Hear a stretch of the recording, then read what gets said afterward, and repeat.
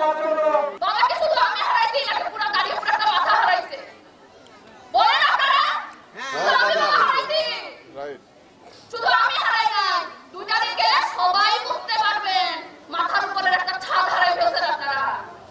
আপনারা আজকে বুঝতে পারতেছেন না, প্রত্যেকটা ক্ষেত্রে সফলতার সাথে আগায় গেছে, এটা সবার চোখে বালি হয়ে গেছিল। সে কিভাবে এত অগ্রসর হচ্ছে, তাকে কেন আমরা দাবাই রাখতে পারতেছি না?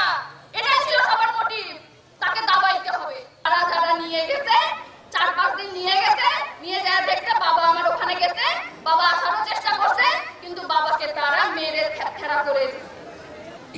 আপনারা যে ওখানে গাছের ছবি দেখেছেন, একটা বাইক 7 ফিট উপরে কিভাবে যায়? সেই বাইক অক্ষত অবস্থায় কিভাবে আছে?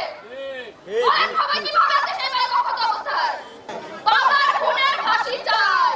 আমার বাবা কবরে শুয়ে আছে, কিন্তু খুনিকে এখানেই ঘোরাফেরা করতে দেখা যাচ্ছে। কেন দেখা যাচ্ছে? আমার স্বামী